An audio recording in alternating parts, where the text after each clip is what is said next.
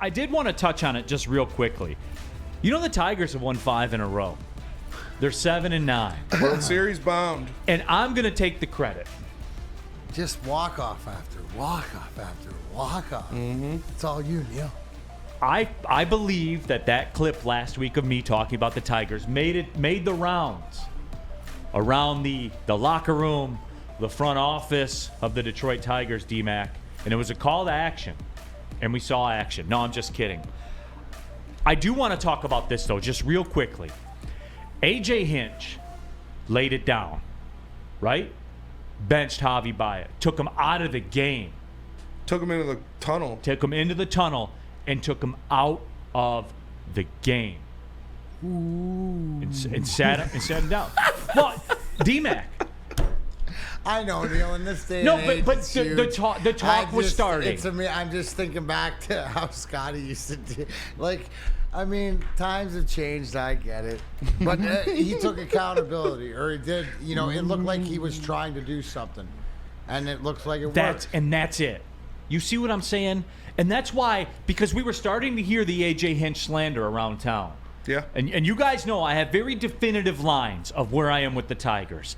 I have my Scott Harris line, and I have my Al Avila line, because they're both still intertwined. Mm-hmm. And it's still accurate to talk about that. There will be no Miguel Cabrera slander when I'm here, and there will be no A.J. Hinch slander. There will not be, because he has done everything that you can do with this, D-Mac. That's my point. And I want that on the record out there, that A.J. Hinch made people be accountable. He didn't turn a blind eye. He made people be accountable. Yes, and it sort of turned it around. So he, was doing things what me as a Tigers fan expected as A.J. Hinch being the manager that I expect he is, a good manager, right? A better manager, one of the better managers in the league. That's what they do. They know their players, and he stepped in at the right moment. It seems to have affected him in a positive way. I mean, I'm as surprised as anybody, but the truth is that, the proof's in the pudding. And he, at the end of the day, I mean, you saw the pictures of Comerica Park. Yeah. Like the emptiness. So if they start filling up, then people will There were reports that there were like 120 people at the game yesterday. 269 was the first game attendance, I believe. Somebody counted it? Yeah. Okay. So because you can count the 269. Yeah. So the people will speak if they believe it's different. If you prove it here in Detroit, then they'll show up. So, I mean, that's pretty dismal to look at a Major League Baseball game and it looked, it was crazy. But see, especially in Detroit. This is what I'm talking about, though.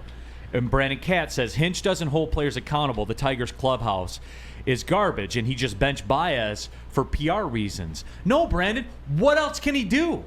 That's all he can do, because you're confusing the clubhouse with the roster. You see what I'm saying when you make that comparison there? What is he supposed to do with this? And you know who's the biggest benefactor of this 5-game winning streak? Spencer Torkelson's the biggest benefactor of this winning streak right now. What's he hitting? Because Spencer Torkelson right now is hitting 222. Okay, that's better. What's Riley Green hitting? Riley Green is hitting 262. Now, he has struck out 23 times in 65 at-bats, but he gets a pass, to me, because he hit the ball over the fence yesterday, and it won the game. Supplied the only run of the game. The only run of the game, because it was 31 degrees outside. Oppo.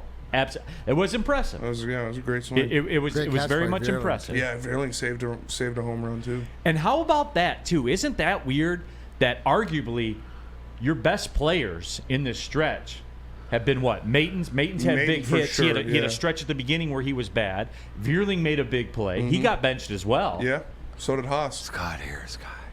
Well, isn't that weird?